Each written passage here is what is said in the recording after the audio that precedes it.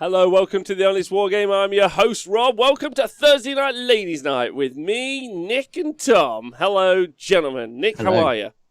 I'm fantastic. How are you, Rob? I'm good, thanks very much for asking. Tom, how are you? I'm locked away, mate, so I'm fantastic.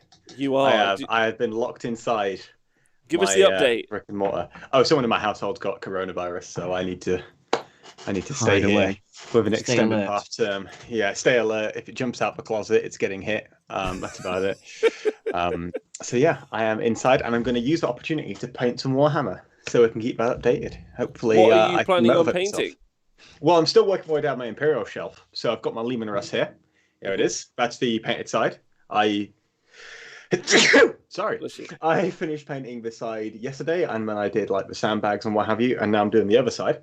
And then I'm going to do, I've got some guard infantry here with some banners. They're going to get finished. And then I'm going to try and finish all of my knights as well. And then I can get on to the joy of painting about 1 million Space Marines from lots of different chapters, which is going to be fantastic, and I'm going to love every second of it. Why have you got so many chapters? You just want one generic chapter? Well, I've got my naked custodies, so I mean they're not really Space Marines, but I need to paint my bikes.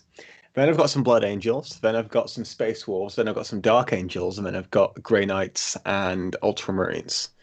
And I'm going to work my way through all 5 of those, and then we can finally get to painting some fun, enjoyable models like 120 Chaos Cultists for the next cabinet, which is going to be a hell of a ride, I can tell you. That's a lot of... 120 cultists is a lot to paint, right? I mean, a lot of them are like converted flagellants. But I'm also trying to do like a baby boy blue color scheme on my chaos because I think it'd look fun. But we'll have to give that a try. I did a test model on a chaos log with a jump pack, and it was all right, but I might change it a little bit just because it took a lot of colors to get the result I wanted. And I think maybe I could do something almost as good, but with much less time because I can't be bothered to do that on all my colors. Yeah, I definitely think that's a massively important thing if you're choosing your color scheme. For me, anyway, make it so it's relatively efficient to do to get to the standard that you want. Because I think one of the worst things in the world is to start an army project, get like 10-man squad in and go, fucking hell, that colour scheme takes a long time to do. And then you lose motivation and don't finish the army. I feel like the one army I would do that That's with a nightmare. is my orcs, because I've looked at the orcs in the cabinets at the Warhammer World Museum, and I really like how they look. And I feel like I really wouldn't want to cut corners with those, so I feel like I'd spend a lot of time on each individual boy just getting it finished, because I've got one orc over there. I accidentally punched my metal war boss earlier. That hurt. But I think orcs are one of those really frustrating things when you paint them, though, right? That like it's so frustrating that you go, right, I've painted 2 vehicles, I've painted 30 guys. Like, okay, that's 87 points painted. Whew, okay, I've got to really keep the pressure on. Like the points per painted like stonk there is pretty rough, right? Yeah. Yeah, definitely. Yeah. So Nick, how you doing? You keeping well? Yeah, I'm pretty good. I've almost run out of Death Guard to paint, which is making me genuinely really sad. Wow. Because although I've only played one electronic game with my Death Guard on TTS last week on YouTube, available also on Twitch, I've not played a game with my Death Guard yet, and I've almost finished, probably over 3,000 points, but I've absolutely loved painting them. They've been one of my favourite painting projects in a long, long time to work on them and actually physically paint. Like some projects, you're like, oh, this looks good, but it's hard work to do. Like the scheme that I did for my Death Guard was challenging to do, but not like really loads of hard work. And I was really pleased with the result, and I just really enjoyed the process of doing it, of painting them, more so than a lot of my other projects. And I'm so glad I've just got a couple of colours left on this last Plague Burst crawler to do, and then I've painted almost everything I've got for my Death Guard. Actually, apart from Potswalkers. Are there any plans to expand the army out? Initially, no, but there always isn't, is there? But then it sinks its claws into you, and you're like, oh, I just need to, add a couple of plague drones, and then may as well get some X, Y, and Z. I don't know. Yeah, I will get some more stuff eventually. Probably, I've got my eye on the AOS Nurgle start collecting box set as a purchase, because I've got some vouchers from Christmas to spend still. So I might get the starter box for AOS Nurgle Mortals, because you get two two of the like big flies, plague drones with a dude sat on top, like 5 Blight Kings and a hero.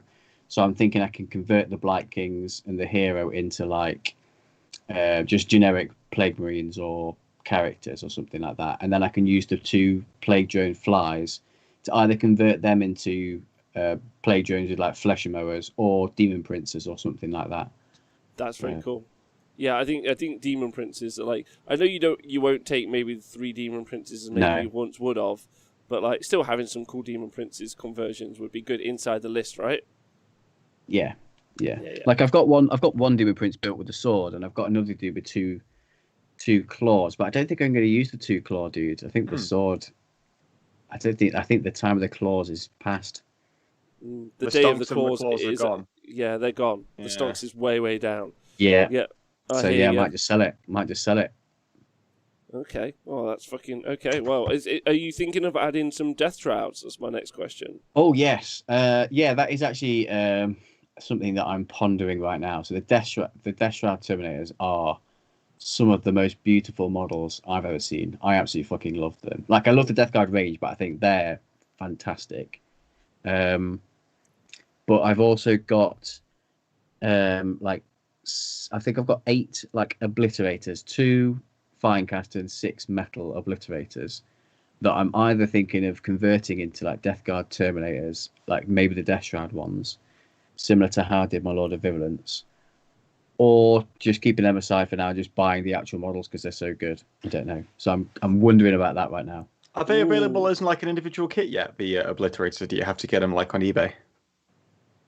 I don't think there's an actual box set out from. No, I think you probably still have to get them from that. Interesting. Yeah, they're similar to the Space Marine Heavy Intercessors. Yeah.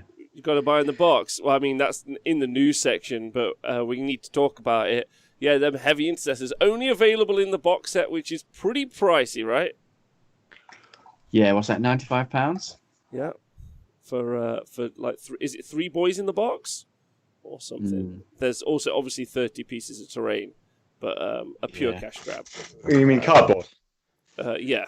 Like it's a shame because I looked at that Necron terrain. I thought it looked really cool. But I don't know, maybe Games Workshop is just into the market for hearing kids scream, because that is the most lopsided box set in terms of like matchup I think I've seen in a while. It's not designed to be like a box game, right? Like that's the lie that they say. They're like, we've invented a box game. Would you like to buy it? And what they're really saying is, we've hard locked this DLC for your competitive army, or even just your army, behind this paywall. Lol, jokes on you. We're a book company who makes a terrible app. Is my starter for 10 today, boys. I mean, when you're selling it to like kids who are into like Kill Team, like you want them. I feel like Kill Team is such a great opportunity to make the game accessible to kids, right? Because it allows you to, as a parent, go out, get like a small set, and a small game that kids can like learn and enjoy and what have you. But then you sell like the starter set at 95 quid, and that entire market is gone. Like if I'm a parent, I'm not going out and spending 95 quid on a starter set. And then they buy the starter set, and guess what? The kids hate the game because it's so lopsided that the kid with the Space Marines wins every time. Yeah, it's pretty wild. It's at the end of the day, it's pretty wild and hilarious that they think that. I mean, some people will buy it. That's the point about Games Workshop's current strategy. I think their current strategy is this: what can we do that just anyone will buy? Like anything. Like what we did. Like I reckon that they could at this stage release a box set that's got some new 40k Marines in, with a book that they say, this book, upon purchase, is out of date. They'll sell the book. Yeah. You mean, is that Psychic Awakening, Rob? Oh, that's just all of the books, I guess. That's the one for Necrons, yeah? Okay. Anyway, whatever. Thank you to Games Workshop Intern for subscribing. Big love to you for 14 months. Big shout out to everyone in the chat. Sorry again, Big Goldfish. I see you all. Stu Flynn, Trendy Love. It's been 2 years that the Obliterators and Venom Crawler haven't had an individual release. Is that true? Bloody hell. Is that true? Are they the longest streak, do you reckon? We were talking about the Obliterators as well. Yeah. It's the same issue. I can't believe a Venom Crawler hasn't got an individual release, man. That's so weird. Maybe it's such a cool kit as well. Just put a crystal on top of a tomb spider and you'll be fine. It looks the same. Do we think it ever will do? Yeah, suppressors as well. And I think even further back, AOS, the What's the corn dude? The corn dreadnought. Oh no, so he's available not as an individual box, but in a start collecting box. Oh, okay. Yeah, but I've got his own kit. That's like completely like I've got behind me a box containing the starter set for Ogre Mortribes. Is that the only place I can buy a Stonehorn? To be honest, it could be, and you'd still buy it because that box set is such good value. But imagine if you were to lock like Morn Fan Cavalry or a Stonehorn behind the starter collecting set. That just feels like cutting off your nose to spite your face at that point. Yeah, it's terrible strategy from a company that doesn't know what it's doing, but makes loads of money, which is always. I don't know why I'm so down on them today, but apparently I am. So there we go. I'm in a good place. So Twitch chat, I want to say big love to you. Today we're going to be talking about 40k secondaries, so secondaries in 40k. Nick and Tom are going to lead the show on this, because honestly, this week's been a bit long for me. 2 whole battle tomes released for Age of Sigmar is plenty. If I was to try and like deep dive a third book this week, I think I might lose my mind. Yeah, we might see Rob's brain slowly dribble out of his nose during the show. That's plenty. So yeah, I'm on it. The only 40k there is loads of 40k news I'd like to get to. 40k for me this week has been a bit sparse because I've started the Great Terraining, or the Dippening 7. Nick, I don't want to steal the Dippening, but I might have to. As long as you mention the Dippening in all. Yeah, you'll have to pay royalties on that one. Yeah. As long as I get my cut, I don't mind.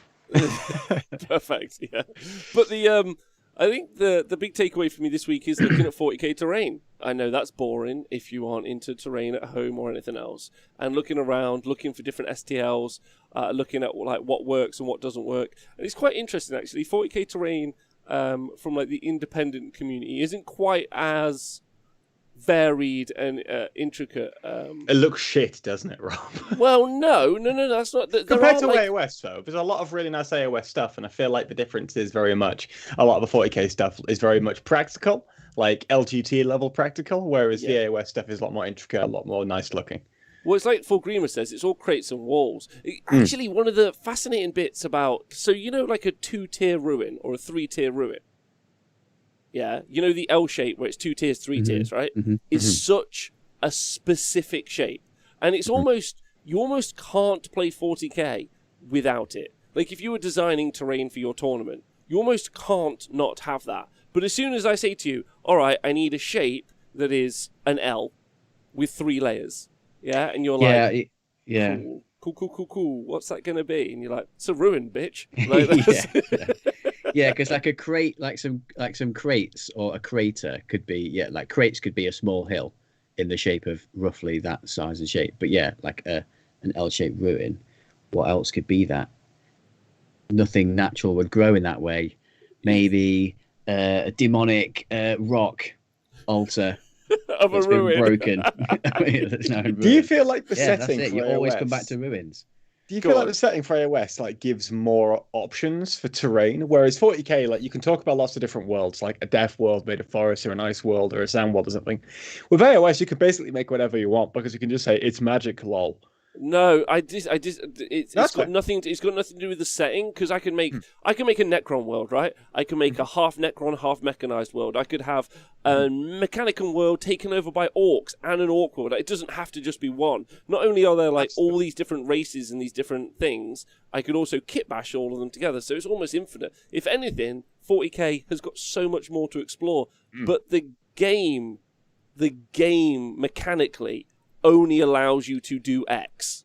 Do you think that could be just more like a community trend almost? Like we've kind of almost convinced ourselves as a community that you need this piece in the game for it to function properly.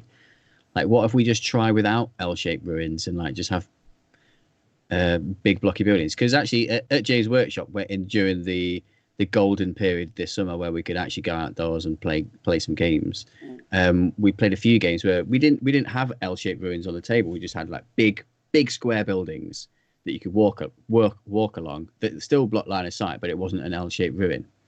And like the games were fine. The games were great. I don't think it missed having an L-shaped corner ruin that you could run a dude in. And then again, that's why like I'm so frustrated. There's no leadership from Games Workshop on this. Like, you know, they're more than willing to like lie on their like website every single day about their app, like every single day, but they won't effectively lead the market on good terrain, which is embarrassing for them as a company. I'm really on them today. I don't know, maybe I don't know what's happened. I'm sorry. But it is. It's super frustrating because when you go to look at something like that and you think this is so unprofessional that like you haven't done this job. So, like, I agree with you, Nick. Like, I was like, do you know what? Fuck it. I'll just do... Because there's some super cool... If you decide to go, fuck it, I don't give a shit, there's some super cool stuff you can do. There's some great Necron stuff. There's some great Tyrannid stuff. There's some really, like fun things that you can do, right? But then what I worry about as the person producing it for tournaments here is that people turn up and they're like, oh, Rob, this isn't fit for purpose.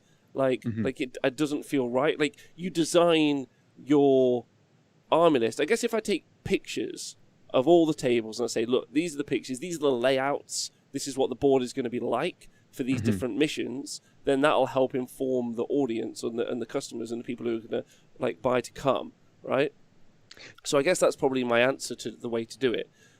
Like, because like we learned from the LGT and from the WTC and maybe from most events, like ultimately function seems to be more important to the community than the style. I don't know, like, talk to me about that. What do you think, Tom? Do you feel like there's a market that's being missed here? Because the way I first like got into Warhammer was through the Lord of the Rings strategy battle game. And the reason why I got into the Lord of the Rings strategy battle game is because there is a children's theme park near Mansfield. It's called Wheelgate Park. It used to be called Wonderland. And in this park, at the back of the store, they had this big like room that was just a diorama of the Battle of Pelennor Fields from the Lord of the Rings. Right. And it wasn't very good, but it was big, and 8-year-old Tom loved it.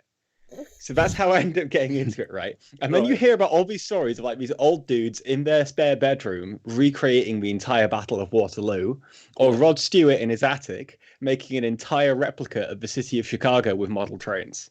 Yes. One of the things that I would really love to do, this is no joke, I would love to just make a massive diorama in my spare room of just some event from 40k.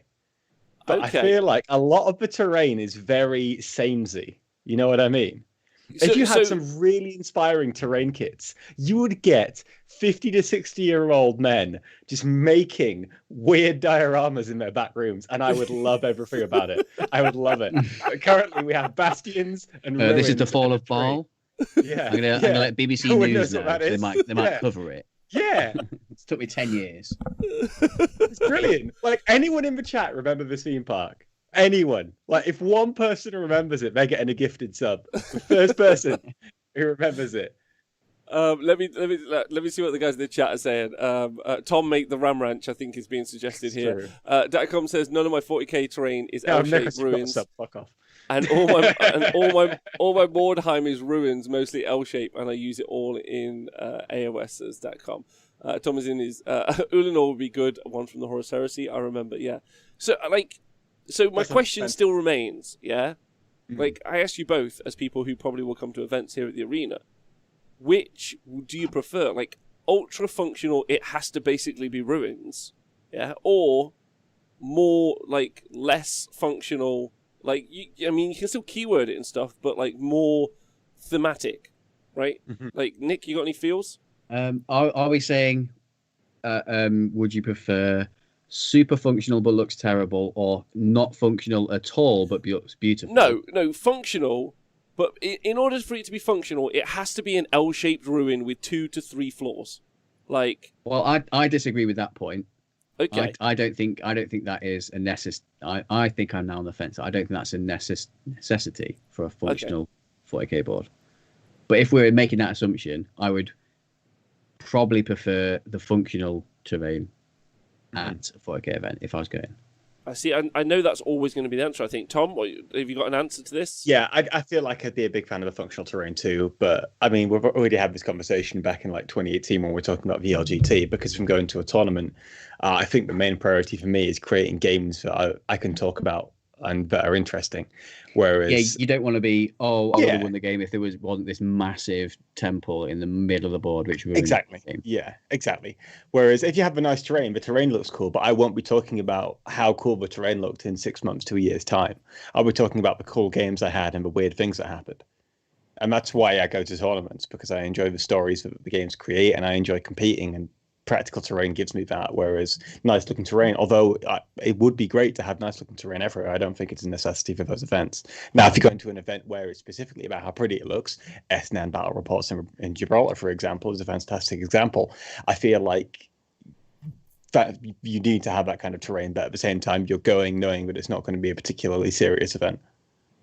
Okay, yeah.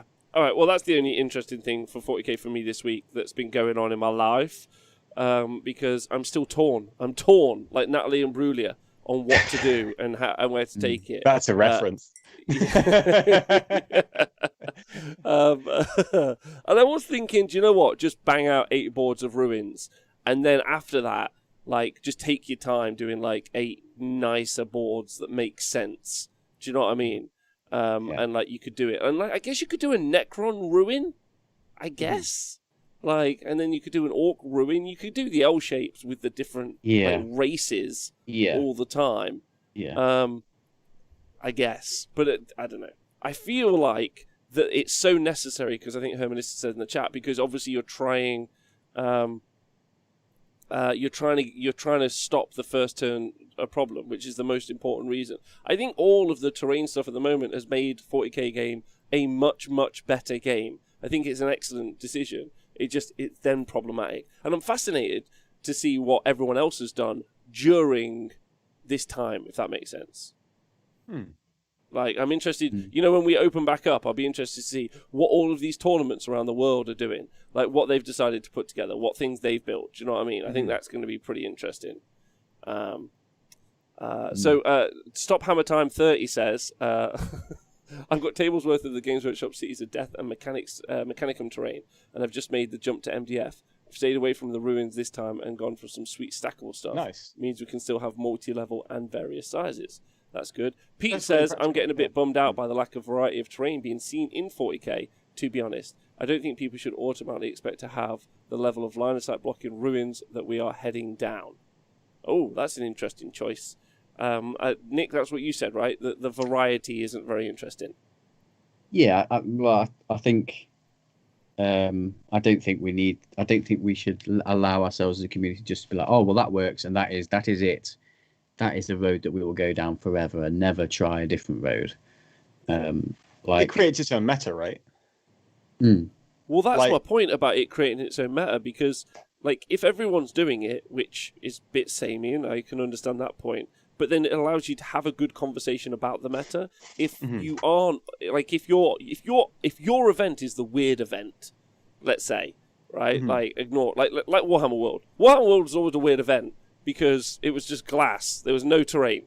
You were just like, cool, there's like a forest and like this one bastion that they found in 1943 or whatever. Like, that would be the terrain. So you just knew that. So you could be like, lol jokes, I'm just going to shoot. Here's a stomper, yeah, exactly. Yeah. Whereas I need to try and make interesting line of sight blocking terrain somehow, says Full Greener. That's in that sentence. That's where I fucking am at. Well, my opinion is that terrain maps should be thought about or designed, not necessarily, I want an L-shaped line of sight blocking terrain. I think you have, because we have the keyword obscuring now, you just have a big rectangle.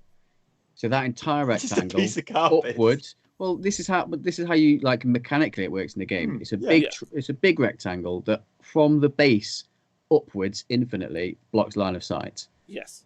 And then whatever is in the rectangle can be whatever the fuck you want, as long as it's over 5 inches to meet the criteria for obscuring. So you could have rectangles in the same spot on the same map across multiple different boards that are all laid out the same in terms of the rectangles, but then have different stuff in the rectangles. Like one board could have ruins where it's an L-shaped ruin and you can go to the corner and pop out the other side. Or one could be just a big square tall factory with a flat roof on top, which is like five inches tall. So I think that's the way I'd like to see it go, not get channeled down. We must have terrain pieces that are L-shaped ruins. It's more the rectangle and where they're placed on the board that I'm more interested in. So now I absolutely agree with you that you could just do blocks instead, right? So you could do a rectangle and you could put something cool inside that volume and rectangle. That's where my brain originally went. Unfortunately, that really is not negative. That's not right. But that like hampers one of the positives about the terrain. So the reason I think the L shape is so good is because it benefits infantry massively. Because if you've got so what is it? It's 9x5, isn't it? The shape, the L shape. I think is 9 inches by 5 inches, then 5 inches or 7.1 inches tall. So that's the kind of dimensions that it is, right? Now, when you're able to walk up to the L, so you're like inside the L but not on the L, with your infantry squad, and next turn they can pop through the wall, so they're the other side, right? Mm-hmm. So like, because it's breachable. That's awesome for those infantry squads, and it makes infantry squads more viable. When I'm not saying that they've never been, I think it makes them more viable and better in the game, which is a positive. But as soon as that becomes a brick, that's 5 minutes. I disagree. Well, I disagree with that completely, because if it's a rectangle, as soon as an infantry goes into the rectangle, that doesn't automatically make it invisible by everyone on the table. It just becomes true line of sight. So if you have an L-shaped ruin on that rectangle, it blocks line of sight, but as soon as they go in, it's true line of sight. So they can still be hidden in that ruin if it's an L-shaped ruin on the rectangle, as long as the ruined wall doesn't have loads of windows in. Yeah, but that's my point about being like a block, is what I'm trying to say, right? When it's a block, then you have to move through the whole block to get to the other side to like pass through it, like the breachable thing. That's what I'm trying to say. Yeah, I basically want to make some terrain that my Death Guard guys can walk through, Nick. I don't want them to have to run around the building. This is 4D chess. So... You're like trying to convince me into a table layout and terrain setup that massively benefits you rather than our armies. Okay. Well, while we're saying that, though, I feel like he's got the wrong end of the stick there a little bit, though, because how we've been testing our armies, Nick, is we've discovered that the heaviest boards and worst boards for shooting armies are actually the ones covered in trees, which also have a bunch of L's on them. The trees are fucking annoying. Explain to me why. So trees are a piece of terrain that if you shoot through them, you are -1 to hit, right?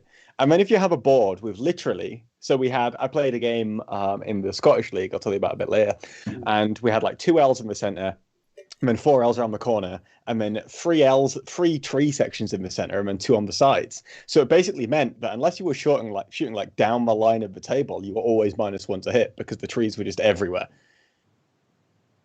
And the -1 to hit makes a massive difference when you're only getting so many guns into your army, because a lot of your stuff needs to be stuff that can pressure center now. Which is generally combat orientated. Yeah, exactly. Okay, all right, that's a good point. Nick, Pete in the chat says, I think it's breachable part that is the problem. So that's the part I'm talking about. Is the fact that I want the L to be breachable because I think infantry needs it to be viable in the game. He says it's too easy for the powerful combat units, which is a really solid point. To just move through walls to get to the next piece of terrain, moving across the board with very reduced risk of being shot. There would be a balance. There should be a balance so terrain gives them some sort of chance of crossing the board, but not a guaranteed thing. So in that situation, Nick's brick, like we're just calling it a brick for now, the brick instead of the L, that would actually, because Terminators are pretty fucking stonk, right? Like, Terminators would be able to just poke their head out from behind the brick. Like, they can't get shot while they're behind the brick, and then they poke their head out, and then they're going to get shot. They're going to have to suck it up, baby. You think that that's the right way to play it? Like, for building it? Because yes, the WTC have a pack, and yes, that's the pack I plan to use for an event, so design the boards that way.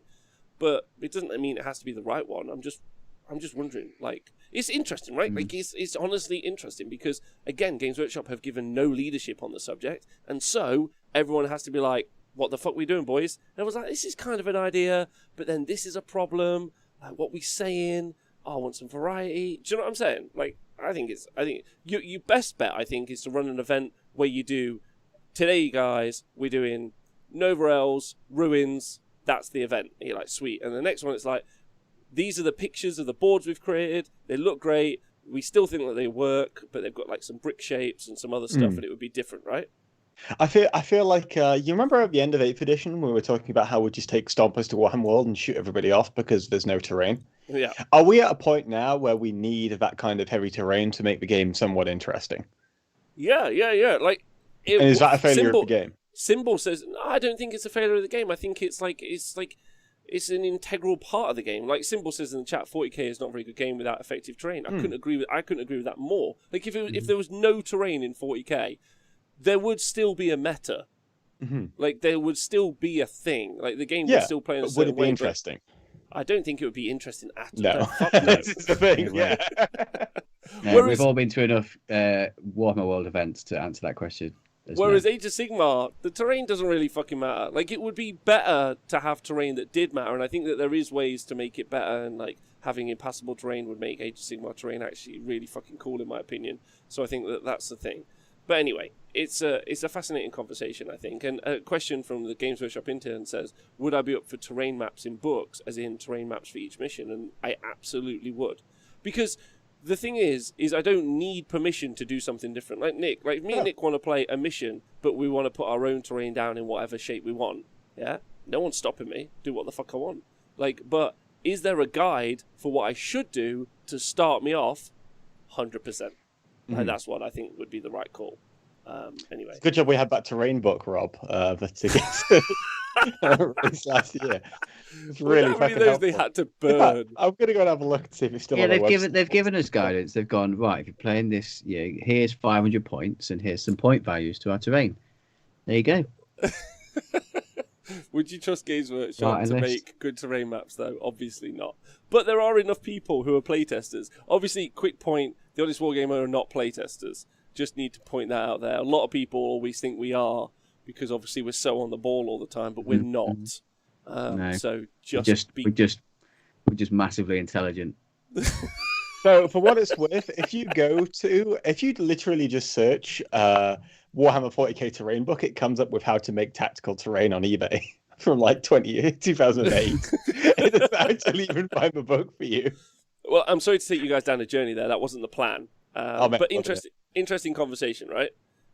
Interesting conversation. And Nick, I'm going to talk to you. I'm going to talk to you after the show. I want you to give me some guidance because I trust you more than I trust you to talk to me about this. I think it'd be cool. So yeah, it'd be super fun. All right, so should we move on to some news? There's some hot news. Can someone in the chat just help me find this terrain book, please? Because I will be distracted for the rest of the show if I can't find it. Isn't it on Warhapedia.ru? I'm not. Even then, mate. I think it's going to be hard to find it because they only put useful rules on that website. So I don't know why that would be there. I don't think anyone bought it in any way.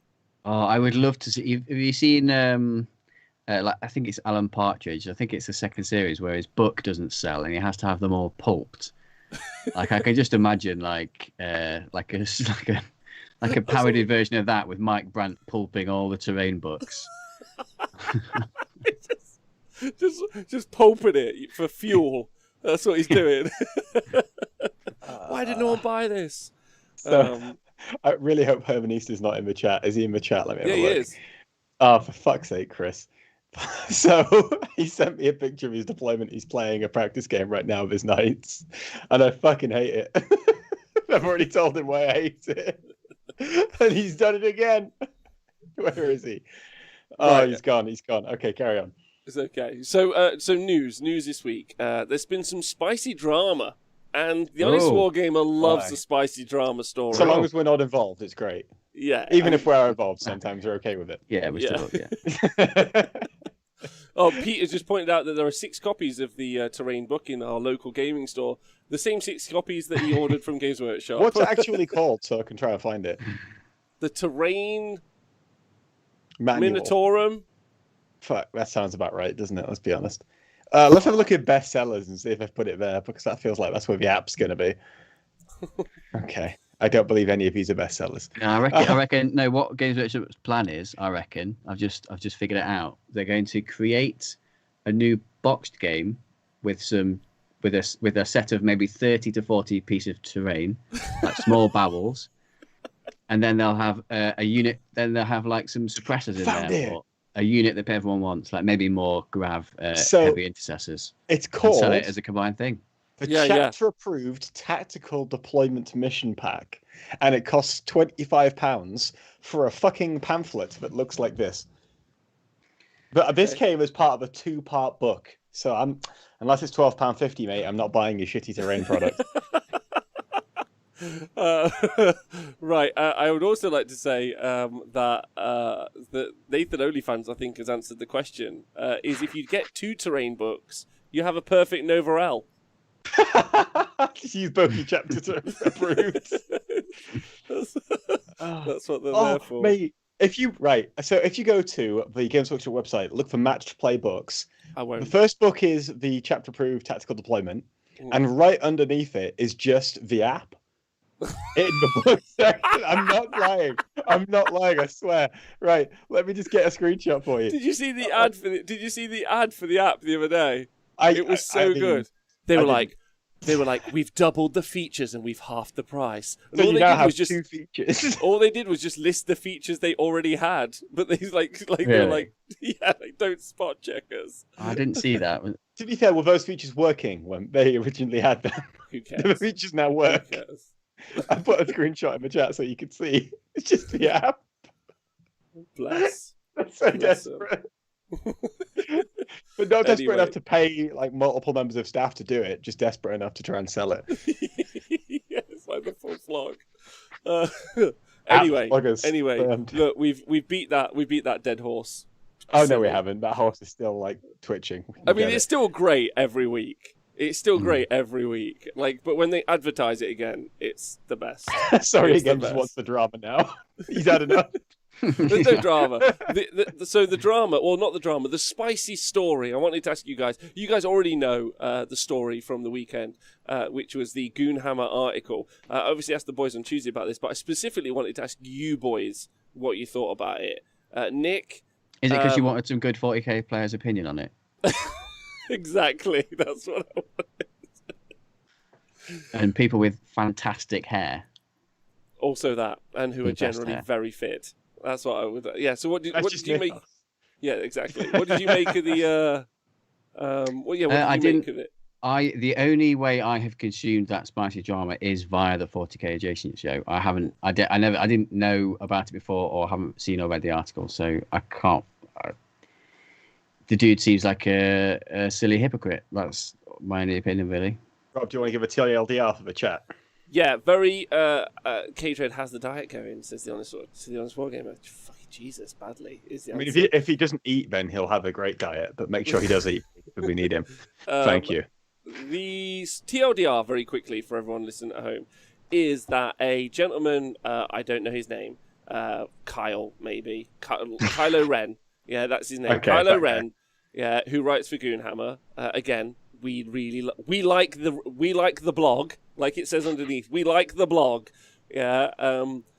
Drove 11 hours to go to a tournament, a 40k tournament in America, which is a fucking stupid decision straight away.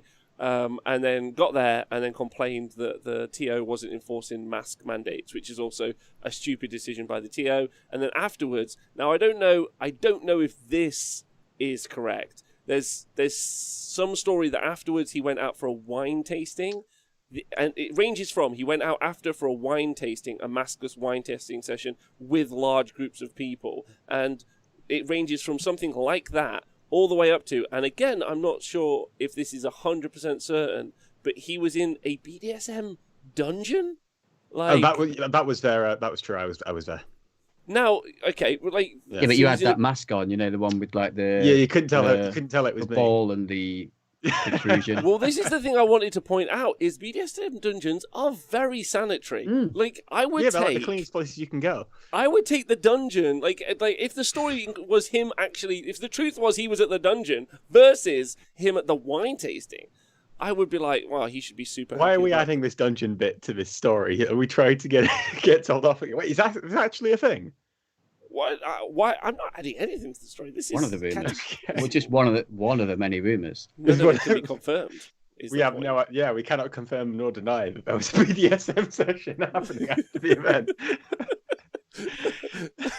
So anyway, so that's the TLDR, and then he wrote a piece for Goonhammer and was like, "Oh no, this tournament wasn't enforcing mandates, and we really should try and be more responsible at 40k events." Etc., etc. And then the internet kind of imploded. They're like, isn't it quite hypocritical you even went there? And also you did this. It was also full of anti-maskers as well. So yeah, and then obviously loads of anti-maskers joined in, which is obviously hilarious. So So, Tom, what did you? All right, we could pick the bones out of this quite easily because obviously nothing that we say is directly personal. It's all just what was his action a good idea. Was driving 11 hours across the United States to play in a 40k tournament for the ITC points a good idea? No, that was fucking dumb. Way to frame it, Tom. Imagine caring that much about your fake internet points, by the way. We've got to love it. Was running an event at 40k tournament in a pandemic in the country that I believe it has the highest replication rate. Deaths and infections and replication rate. Okay. Was running a 40k event in that kind of environment in a pandemic a good idea? Probably not. Was not enforcing mask wearing or social distancing or whatever it was a good idea? No. Was going to a wine tasting and then a BDSM sex dungeon a good idea? After one of them wasn't a good idea. All of these things were fucking stupid, and everyone involved did some fucked up shit. And I think that's the conclusion we can come to, and hope that we do less fucked up, stupid shit in the future. Agreed. So one of the I agreed with you, but it was a fun, spicy piece of drama, and I thought you guys would like at least a say on it. There's something that came up. Something that came up from Tuesday, which I thought was a nice, lovely point actually to be made. Was obviously like we all want to go out and play games, and like COVID and lockdown is generally affecting our mental health. Right? It's rough. Like generally, like we all want to get out. Wargamers are generally very social people, no matter what, like the internet or like I don't know, fucking mums on Mumsnet might think. Yeah, we're pretty social people who like going out and hanging out with each other. Be that wine tastings, BDSM dungeons, or Warhammer events. Like the gamut runs strong amongst our community.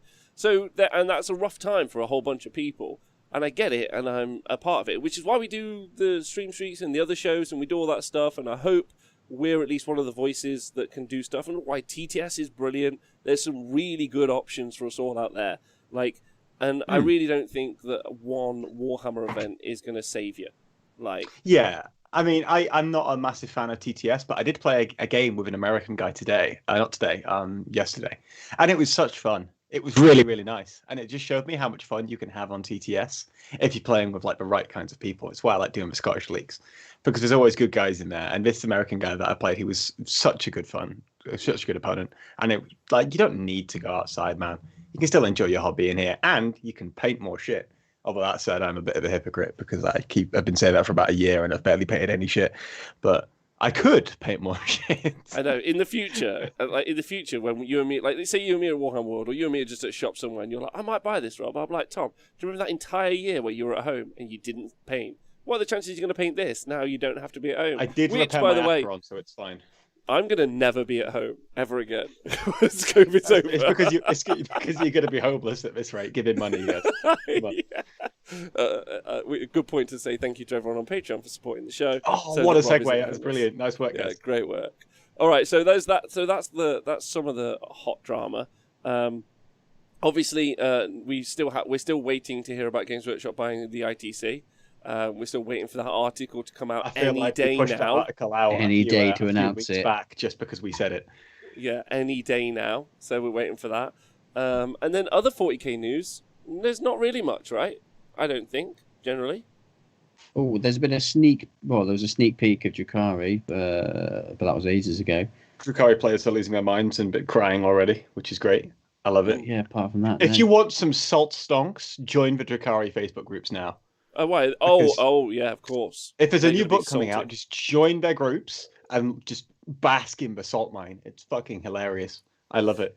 Do you think that there's like a hobby in joining upcoming Codex or Battletome groups, and then when they're out, like just making inflammatory statements like, this unit is really good, I love it, like one of the bad ones, and just having a great time, like just riding that wave? Because a lot of us, obviously I know a lot of you know this already, but social media generally we get endorphin hits the more interactions we get. So if you put a picture up and someone likes it, we're like, oh, that's great, and that's how it works, and that's why we get addicted to social media. But I feel like you could use this to your own advantage and be like, cool, I don't have to put anything relevant out. I can just join one of these groups and be like, yeah, lol. I have the opposite Let's problem. go. I had the opposite problem in that I like to say what I think, even if it's daft, because I think if I wasn't doing that, I'd be doing everyone a disservice. But who like is following the account or what have you. Like, I don't care if people actually agree with me. If someone's following me, I want to hear me say stuff, and I'll say what I think, and that's fine. But at the same time, if I'm ever involved in confrontation, it actually makes me feel physically sick. Like, I remember having a discussion at university like once, like 2015, 2016. I had to go outside the house afterwards and be sick in the drain. Like, oh, buddy. No, dude, like it's really weird. I've never had it, but at the same time, so like if I like stick my opinion on the internet, like I'll happily have a discussion, but at the same time, just having that discussion just makes me feel like crap, and I don't know why. I enjoy it, but it makes me feel ill. Does that make sense? It does. Maybe Nick can give us some guidance here. He's the wise one. Nick, any thoughts? What on not feeling physically sick when you ever have a internet confrontation? Yeah. I just it's not even internet conversation. Any confrontation makes you feel any confrontation sick, at all. which is very weird as to why I'm on this show, but it just happens. I don't know. It's got. I don't know. Sometimes you can be quite confrontational, Tom. Oh hell yeah! You're like, but you feel sick afterwards. Yeah, I won't stop myself from being confrontational. Like if I want to discuss a point, or if I'm standing up for myself or something, I'll go for it. But I won't feel great. But you're talking about being confrontational or assertive? I don't know. I feel both, probably. Assertive, less so. I think it's more confrontational. I don't mind being assertive. I see. I actually am really bothered by conflict, so I never tend to get any if I can help it. Yeah, you tend to shy away from it. That's my thing. Yeah. That's my thing. Don't forget, Games Workshop have bought the ITC. I like the stock. Right, so so yeah, Nick, the Drukhari stuff's obviously coming out. That's exciting. Yeah, I mean it. Like, there is some other exciting kind of news as well. There's quite a few WTC team events popping up all over the world on TTS, which is quite fun, and we might be doing some coverage of some of that stuff over the next few weeks, which is pretty exciting. I'm actually generally excited about that. Yeah. It's quite fun. Tom, you've been looking at some of that stuff, right? I've been having a look at some of the lists, some of the spicy matchups that we might be getting in that TTS event. I think that could be cool. Oh, there we go. Didn't realize someone I knew followed me. Okay. Yeah, so hopefully we should get to see some good team events because I've been missing them, and they should be good fun. I've done a couple of scrims. That's about it. I wasn't involved in the Canadian-Scottish scrim because I was just watching. I wanted to give someone else on my team some experience. But yeah, it's going to be good to get back in the swing of things with team events, and I'll get to do some casting, maybe, or talking about something at least with regards to team events rather than just playing in it. And I think that should be fun. I'll enjoy that. That is exciting. So yeah, we'll be doing more on that. More on that in the future when we get you more concrete details. Okay, all right. Should we go on to the main subject of the show today? Unless there's anything outstanding that I haven't brought up, Nick or Tom. Don't think so. That was good. Have you checked the agenda for today's show? I have. Ticked everything off? Ticked it all off. Ticked it all off. Brilliant. Take it off the show notes, everyone. With an additional with an additional thing about terrain, which I wasn't expecting. Right, okay, so secondary objectives. Okay. Yes. As I understand our second look. I don't like confrontation, lads. Yeah. I just like the objective, is what I'm going to say. So secondary objectives in 40k, are like a hot topic because obviously there's been some changes in the FAQ that we had in January, but also generally like some kind of like with the releases of new codexes and secondaries available for them, and also starting to see, I would say, a fairly emergent meta to some degree that you're seeing in the game. Like, we have gone from not a polarizing shift, but a significant shift from heavy shooting to at least mixed shooting and mixed combat, the ability to take middle boards, which means bodies, which means terminators, which means other stuff. There's been a changing meta as well, so that means another look at the points that you're getting for secondaries, and also there's some articles out there about how many secondary points you get for, how many you averagely get for different secondaries, so we've got a little bit more data to go on here, and so it might be worth a second look, which is what we're doing, which is super fun. So which of you two would like to kick us off, start us off? Well, I think initially what we were deciding to do was just talk a little bit about our general philosophies for either what makes a good, well, not, I think two different conversations, what makes a good secondary and what do we think the good secondaries are in terms of like, what is our philosophy for picking secondaries? Like, what are we looking for in a secondary and why we pick them? Yeah. In this as a kickoff point. So when I'm building a list, I kind of like to think about at least two secondaries that I'd be thinking about taking pretty much every time. The best example I can think of this is the Imperial Knight list that I was talking about a couple of weeks ago with the Helverins. So for context, it is 14 Armigers, it is 9 Warglaives, and 5 Armiger Helverins. Basically just another list in a custom household that just run up the board and you just can't deal with them. When I'm taking that kind of list, I'm looking to take one from Battlefield Supremacy, which has Engage in all fronts, Line Breaker, and Domination. I feel like you would probably go most of the time for Engage in all fronts. And then the second one that you end up going for is you pretty much always go for while we stand, while we fight, which eliminates you the possibility of taking Finbear ranks, which you're probably not taking anyway, and grind them down. And the reason why you take those two is because, firstly, it's very, very easy to just split off one model and take the engages if you really want to, although domination is a possibility as well. While we stand, while we fight is very, very good because the way it interacts is now you pick the most expensive 3 units in your army and you've got to kill the entire unit to deny the points. If any part of that unit is alive at the end of the game, you get 5 points for that unit, right? So if you are taking that on the night list, you've got 9 Armigers you need to kill to deny all the points. It makes it very, very difficult for your opponent. I feel like when I'm picking secondaries for lists that I'm building, I'm picking secondaries that I can control entirely by myself. For example, my opponent can't really control while we stand, while we fight. They can try and kill all my stuff, but they're going to try and kill all my stuff anyway. But I can at least control that by holding, like say I've got the Helverins as one of the choices, and I've got 2 units of Warglaives. I can hold 2 Warglaives a little bit further back, and then I can hold the Helverins back as well. It makes it very, very difficult for my opponent to deny me those points. Whether my opponent kills those is entirely dependent upon me, because I can stick those guys behind ruins if I really need to, and make it very, very difficult for my opponent to stop me getting those points. Engagement on fronts is similar because it's very, very difficult to wrap off like all of the quarters of the board. And when you're a fast-moving little chicken walker, you can probably secure that quite easily. So when you're building a list, I really like the idea of if you're specifically aiming at secondaries, you need to be able to make sure you can achieve those regardless of opposition. Yeah, I think that was definitely one of my points. When I'm thinking about a list, it's two secondaries I'm building my list to do. Either I don't necessarily do what you did, Tommy, like, my army's built to do any of the Battlefield Supremacy ones. I'm generally like, no, I get you. It's built to do Engage no fronts, and I'll pick that every time. So generally I go building my list to do 2 specific ones, and then the third one is reactionary.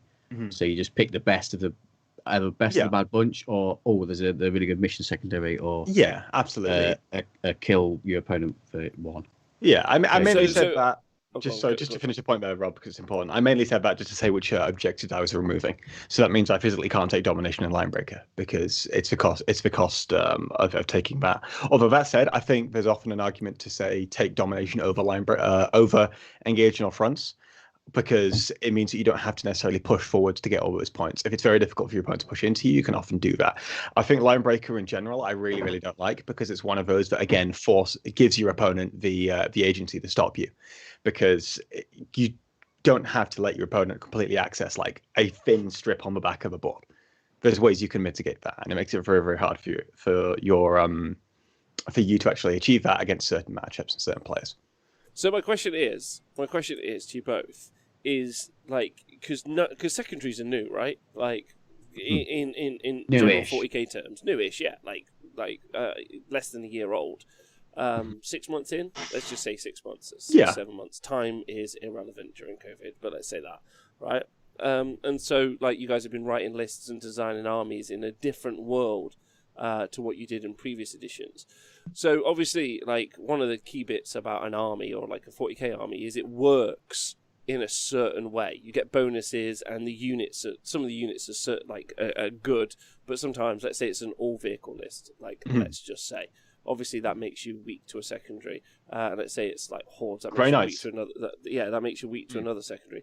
My point is now, like later on, in your list building, has your list building changed over the last 6 to 8 months? Same question to the Twitch chat. Has your list building changed over the last 6 to 8 months, where you're like, cool, I'm designing this list, but I'm also thinking about the secondary as I design my list? Does that make sense? And Ruskulls, thanks for subscribing. Yeah, I mean, specifically with regards to factions that now have individual secondaries, right? And that's not just because, they have an individual secondary, therefore it's broken, I'm always going to take that. It's because, okay, I want to take over the moment. I will stick 10 Wolfguard with Storm Shields and Terminators in my list so I can walk them forward and just stand there. And again, it's something my opponent can't really stop. That's why it's one of a really good secondary. Even though you score at the end of a battle round, if I just walk that at you with Wolf Claws, where I've got +1 to wound on the charge, and then potentially another +1 to wound from my Wolf Priest as well. But it's like, well, I just walk into the center of the board, I kick off whatever's there, and you don't even need to kick it off. I just stand there. And you can't do anything about it. And if you kill me, well, if you kill those, you probably killed my entire army. You've probably won the game anyway, so it doesn't really make a difference. So there's always some agency your opponent has, but it's never like. There's levels of it, right? There are certain secondaries that I really hate, that I'll talk about later, where your opponent has agency to stop you from getting them with regardless of what they have a lot of the time. Whereas secondaries where the only way your opponent stops you is just literally killing your army is kind of unreasonable in terms of expectations of how your opponent's going to stop you. Okay. All right, yeah. Nick, what about your list building? Has that changed over the course of the past 6 or 7 months? Not drastically over the last. I think when it first dropped and we were just sort of playing some games just to figure out roughly how the new rules worked or affected gameplay, I just took like silly fun lists. Really, I just took some stuff to play the game. Mm-hmm. But generally, I think it was figured out quite early on that you need resilient units to sit on objectives. So I've generally been designing my lists with like my philosophy is I need to be able to sit on at least 2 objectives a turn. So I need to be able to jump on 2 objectives with. So my army's got like 2 main, two I don't know, blob. Let's go on blob. 2 blobs that I know that stuff will sit there. That stuff will sit there, and then the other stuff in the list is army dependent, but designed to, like I said, do 2 secondaries. So whether that be my Eldar, where I've got a couple of I've got 3 Wave Serpents, I've got a couple of Vipers, and then some other small units like Dire Avengers or Striking Scorpions that will fast enough to get about the board, or Deep Strike to get engaged on fronts, or putting 3 cheap infantry units in there to deploy Scramblers every single game. So yeah, part of my list is designed to sit on primaries. Part of my list is designed to do secondaries. Yeah. Okay. All right. That's fair. So it's changed. It's changed a bit, but not overly, you would say. Yeah. Okay. Yeah, but I think Tom's point was a good point about like faction specific secondaries, like Oath of Moment, Purge of Vermin, that kind of stuff. Okay, yeah. So there's some comments in the chat, so I'll just read this out for a moment. Yeah. Will Dockerell says, with the new Deathwatch secondary, I now take the Firestrike turret and sit on my own deployment zone and hide it from Deathwatch for the Deathwatch specific secondary. He says, I know this is horrible, please don't hate me. Onia says, my problem with secondaries right now is that mostly all the non-interactive, they are mostly all the non-interactive and are the only ones seeing play. What do you guys think about that? Well, that's because they're the best. Yeah, because your opponent can't stop you.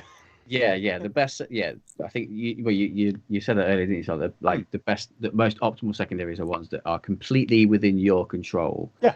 One example, and this may trigger Tom, is deploy Scramblers, because I know there's an argument about your opponent could screen you out, but in general, like, it's not like one of those actions where I have to do an action on an objective in the middle of the board, and you can kill me to stop me doing it. Yeah. Deploy Scramblers is more controllable for you than that type of one. Okay. But then all the other ones that are more, the more it is in your control only and less of your control of your opponents, then this the better. So we can do this now. We can have this conversation now. We can have this. Let's have some confrontation. Fine, yeah. Get my boxing gloves out. It's not really. like I made a tweet that I probably like I misworded, but I still the overall point I agree with. So I'll read out the tweet for people to see. And my tweet was: the more I see it, the more I start to hate the idea of ever picking scramblers. And I feel like the mistake in there is using the word ever. That said, I do feel like Scramblers, in fact, feel like isn't a quote. I believe Scramblers, and I feel like this is objective, is the most misused and mispicked secondary in the game. Okay. So because Scramblers is one of those secondary objects where a lot of people take it because they assume that they're going to be able to get it.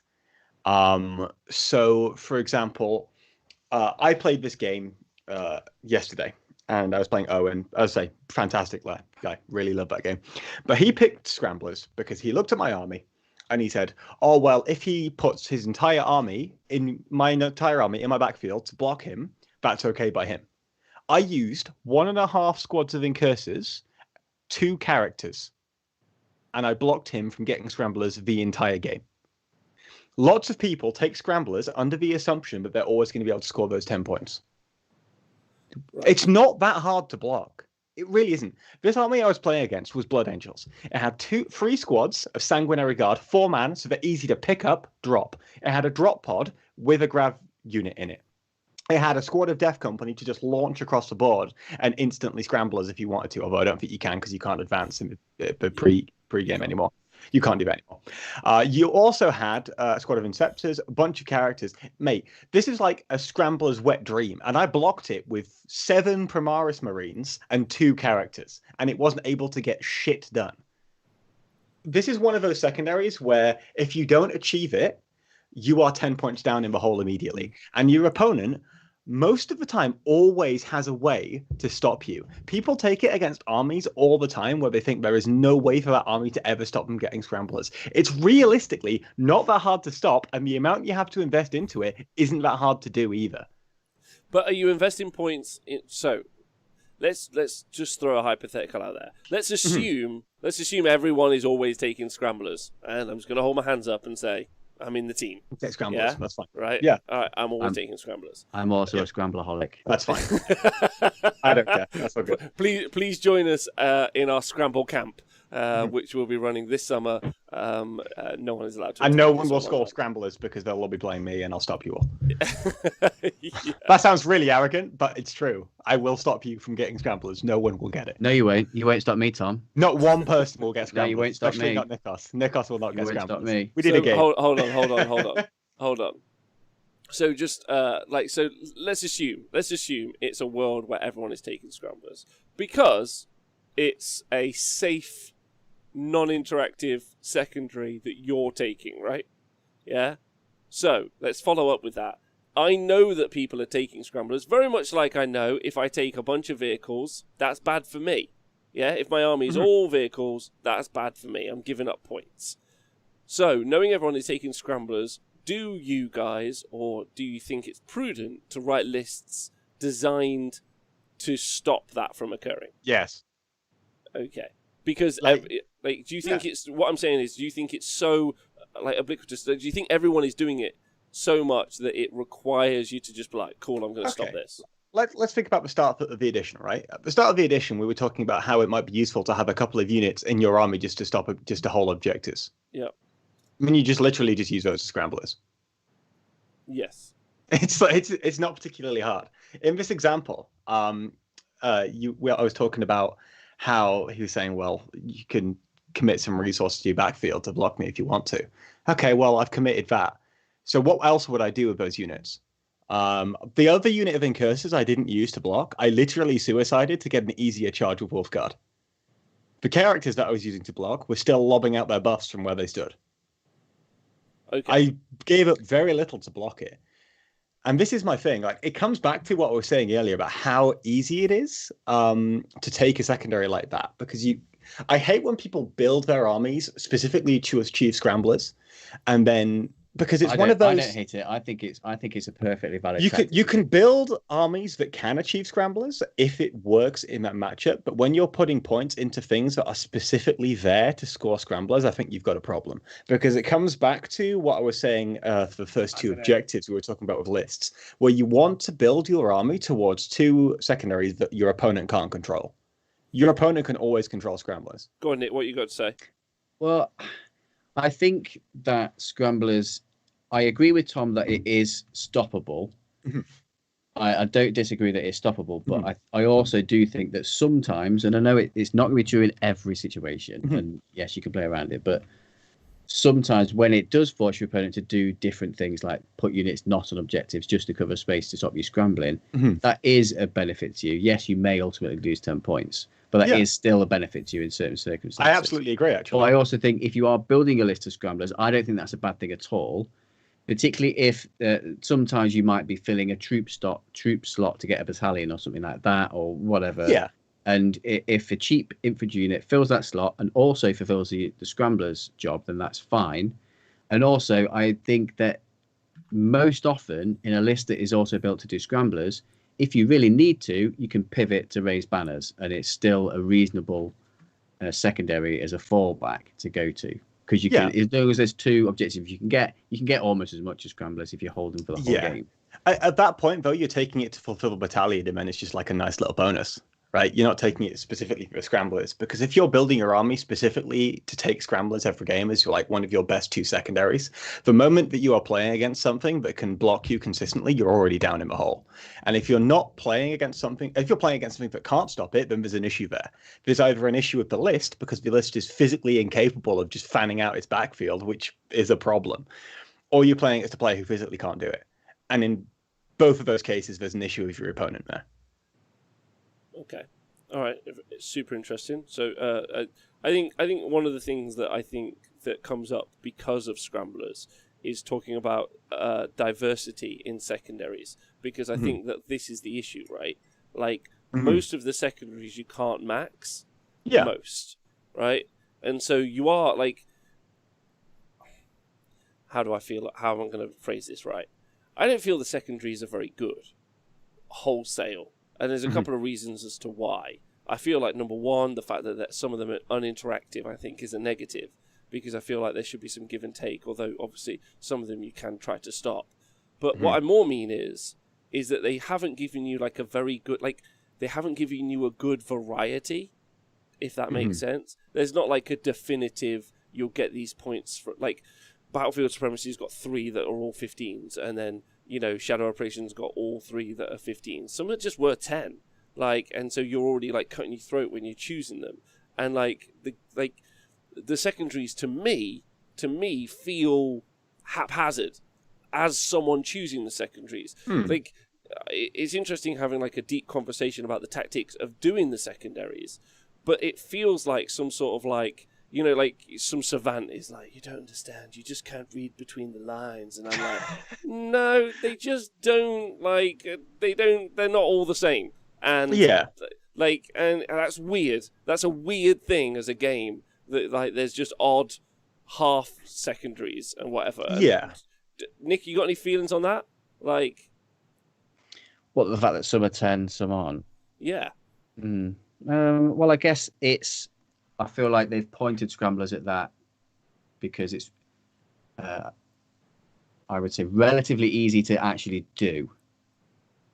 Like, it doesn't, like, what I mean by that, Tom, is that it doesn't take any effort to deploy a unit, do scramblers, and then deep strike a unit, do scramblers, deep strike a unit, 100%. Do scramblers. If we're taking out the person stopping that happen, that's absolutely easy to do, so it shouldn't be worth 15 points.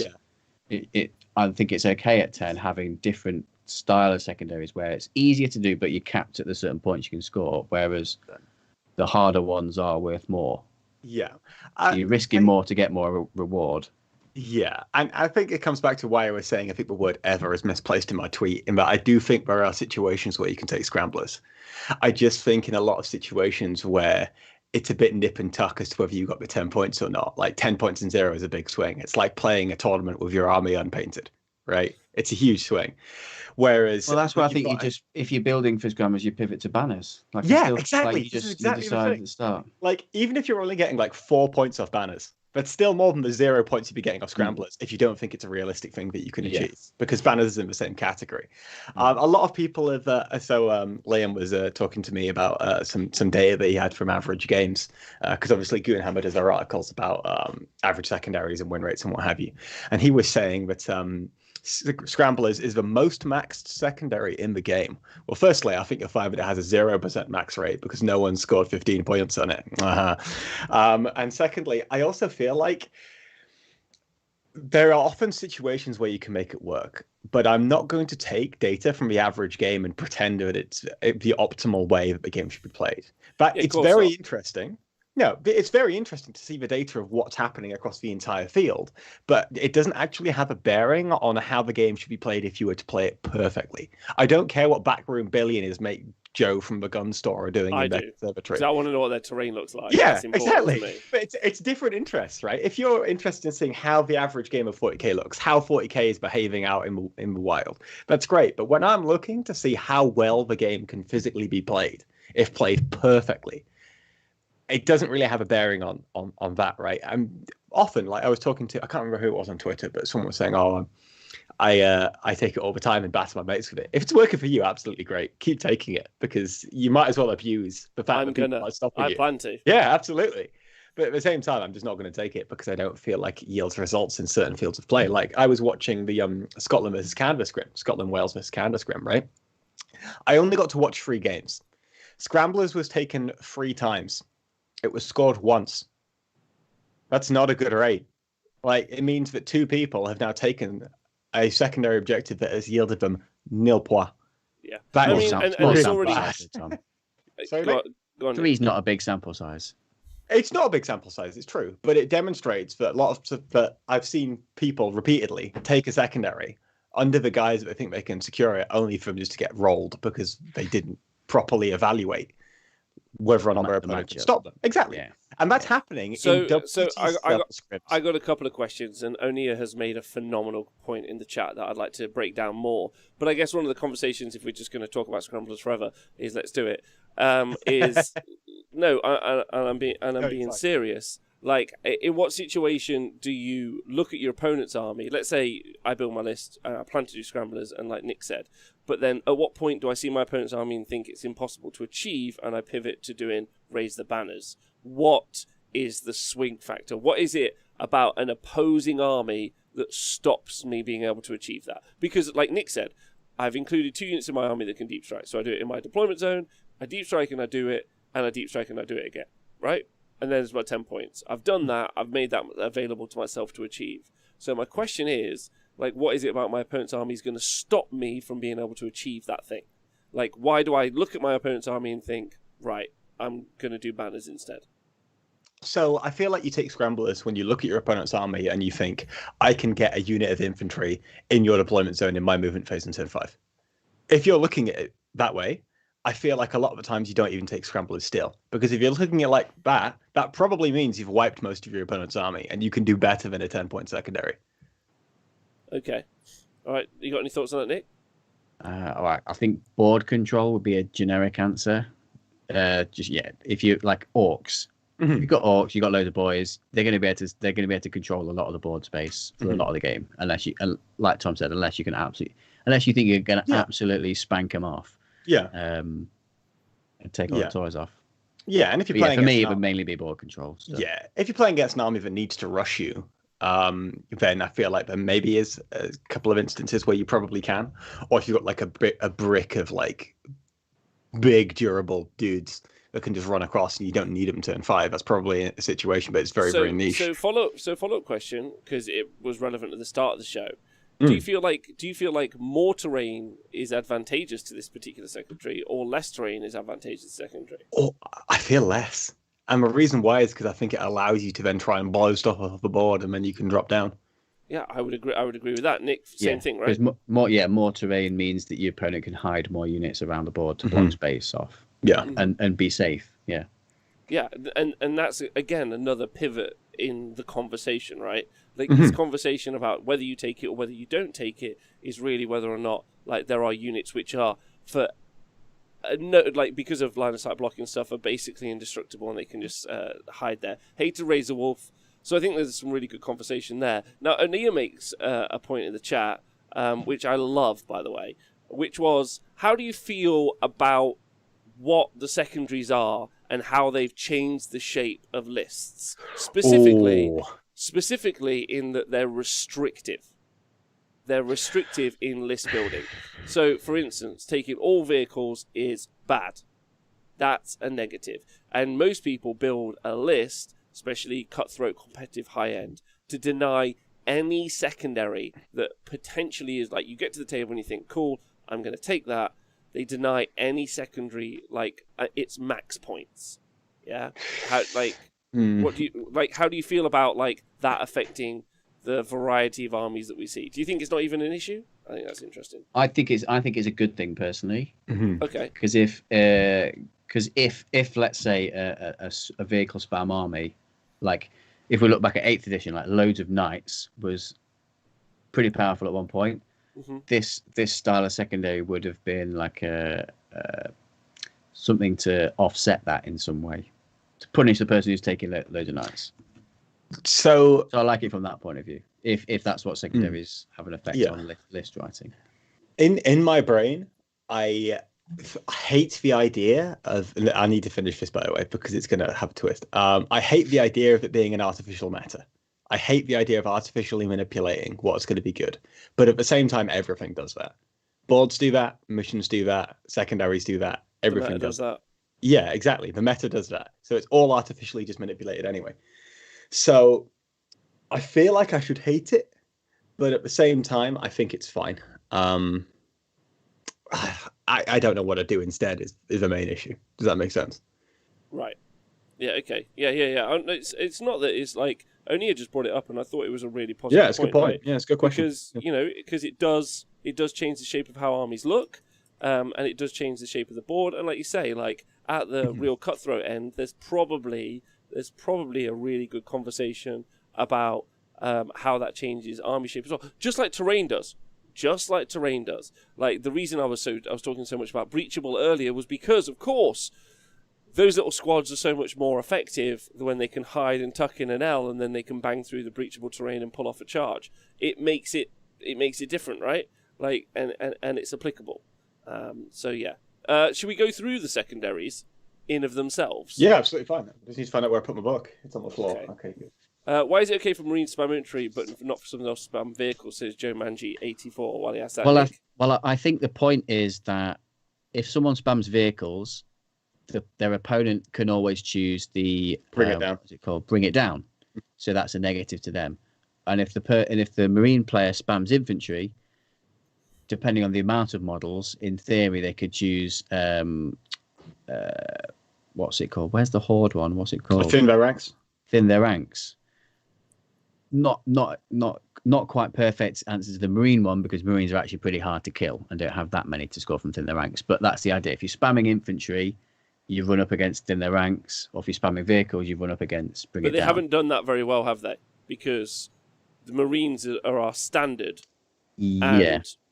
And it's still hard to get max points from thin your ranks from Marines, right? Yeah. Maybe they could change it to wounds. Oh, that would be good. Rather than models. Forget like they changed While We Stand We Fight from models to units. Maybe they could change in their ranks to wounds. From models to wounds. We already have a little bit of a stipulation in there with regards to 10 wound models and what have you, but it's not like the same as what you're going for, which I think would be fine. I think that would be good, actually, because I think that's good, because really what we're talking about is thin the ranks doesn't change list diversity in any way. However, bring them down does, right? Yeah, absolutely. Especially with a secondary as well, right? Like your mech guns now are fine because you need to kill 15 to max, bring it down. But having whereas beforehand, so it is possible. Exactly. But it's still hard, man. They're like 6 wound, toughness 5 models. Whereas beforehand, you just need to kill what, like 6, 8, right? Yeah. It's a big swing, man. Big swing. That's true. Okay, all right. Let's go through the secondaries then. Thomas? Okay, then. So, Okay. let's start Battlefield Supremacy. We already touched on this a little bit earlier. In this tree, we have Engage in All Fronts, Domination, and Linebreaker. I've already mentioned Linebreaker. I'm not a massive fan because I feel like it falls into a similar vein as Scramblers, except it's not as good. Engage in All Fronts, Domination are two very, very similar ones. But I feel like Engage in All Fronts is a lot less restrictive, specifically because it doesn't force you to kick your opponent off objectives as well. You just have to stand there. But I don't know what you guys think. It's not a very high scoring one though, Engage No Fronts. It's Depends. But I think in general, I don't know what the stats article said, what the average score for it was. But I don't know. I feel like it's like 8 to 10. Yeah, but it's guaranteed. It's still a decent amount of points, but like you don't always score big from it. I feel like the value on it is consistency, though, right? Because it's one of those where your opponent can't really counteract it very well, apart from just by killing your army. So you're definitely getting a couple of points out of that regardless. Whereas I feel like things like Domination, maybe you're not, because especially if you get second turn on Domination. Domination's really hard, I think. Yeah, it's much harder when there's. Well, it's better when there's an odd number of objectives, like the 5s, because you just need 3. But if it's like 6, you need 4. Domination's an interesting one as well, though, because it's like a win more objective. Like if you're doing well on the objectives that you can score domination, you're already doing super well. It synergizes well with the primaries, which is, I think, another good sign of a secondary objective. Yeah. However, Engage on All Fronts is like cool. Even if I'm doing badly, there's the opportunity for 2 points in there. Yeah, or 3. So you've got some strength. I think also Engage on All Fronts is quite a good one because really like causes your opponent to, like it puts some pressure on you. If I don't have Engage on All Fronts and I've just got some unit in my opponent's like table quarter, they're like, cool, it's not a threat, it's not what I need to worry about right now. I need to worry about this other unit somewhere on the board. However, so I'll just leave it alone. However, when it's your Engage on All Front unit, they're like, I need to take that out as well because that's going to mitigate their scoring as well in later turns. So that's it's also a valuable kind of like pressure piece in choosing Engage on All Fronts because your units become valuable just by their placement, and they also become a threat to your opponent in the overall score, which I think is very valuable. I just run around one individual Cyberwolf just to make me get engage points. I just have one Cyberwolf, which is there. Has he got a name? Like shooting me. No. You should have a name. I don't want him want to have a name in the future. If I'm running this guy into your guns, I don't want to give him a name so I get attached to him. Fuck you, that's me. Just call him Lucky. It's all part of the He's not training. Lucky. He dies instantly. What do you mean? Say that again, Nick. It's training to toughen you up, Tom. Yeah, he did pass a lot of football. Give it a name at the start of every game. A new name is every game it dies. That's a sick beat, by the way. We should turn that into a rap. It's really good. Right. Okay, let's go through No Mercy, No Respite. All right, this is a good one. So we've already talked about while we stand, while we fight, and how that works now. Very, very good with Valyris Custodians, just who can run around by themselves being dickheads. And then we've got Thin No Ranks, which is very good for horde clearing, and Grind Them Down, which is score 3 victory points at the end of the battle round if more enemy units than friendly units were destroyed during this battle round. While we stand, while we fight, I feel like it's one that you pick in the list writing stage. Yeah. You specifically write your list for it. Yeah, it's a list writable one. Thin Their Ranks is definitely one that you pick situationally. Reactionary. Yeah, and Grind Them Down is somewhere in the middle because you know your army's going to be somewhat good at it, but you can't tell until you see your opponent's army. So, for example, if you're picking knights, in theory, your army should kill more units than it loses because you lose like a knight or 2 a turn. Yeah, you can kind of steer your army. I don't think you can list right towards it, but you can steer your army towards it. Like, absolutely. So if you have a smaller number of units that are durable, like probably don't pick it if you're going super like glass cannon MSU style. Yeah. I'm not a huge fan of it. I've taken it a few times and scored very poorly on it. Mainly because I don't know. It's because I'm writing my list more just to be durable rather than less offensive. So maybe that's part of it. And also, I think I think the stonks on this have gone down recently as well because it is better taking Grind Them Down if you know you're going second because you know how many units your opponent killed at the top of the turn. And you know the number you need to beat to get the point, so you can kind of min max it. Yeah. Whereas if you're going first, you go kill as much, as possible to prevent my opponent getting it. So, Yeah. and because the changes to the first turn roll, you don't, if you win the roll off, you can't choose to go second now. You just go first. It's a coin flip. Yeah, absolutely. Yeah. Okay. Purge the enemy is another one where I think all 4 of these are situational. I don't think any of these you can really build for. Yeah, this is definitely the situational section. Yeah, Titan Hunter, brackets. you need to. Yeah, Titan Hunter, you need to be playing against Titans. Bring it down, you need to be playing against vehicles. Cut off the head, just don't take it. Shit. And Assassinate, you need to have access to a lot of enemy characters, which is again situational. I don't think. Yeah, and I think Assassinate is a difficult one to resist picking sometimes, because sometimes you might be playing against an army that has a lot of support characters, like I would say Gene Stealer Cults might be, but yeah, Death Guard could be one. Gene Stealer Cults, Orcs, but sometimes there might be like, ooh, there's lots of points available to me here. I can max this one out. But you have to ask yourself the question at the start of the game: can my army kill their army, and then to get to the characters and then kill them? Yeah, absolutely, 100%. Because sometimes you just can't. Yeah, 100%. I feel like when we look at the situational ones, we could just look at them from the angle of, yeah, well, it depends on what your opponent has in it. But equally, you can look at it from the other angle. If they're situational, how do I just build my army so that my opponent can't pick these? Which is, I think, one of the things we talked about before. I know, obviously, already in old ITC, you also would do the same, and you would build lists to deny points. But yeah, like a Titan, for instance, having like a secondary directly targeted on its back. But like Datcom says, is 10 points even really enough for Titan Killer? You know, like you can't even like is that plenty?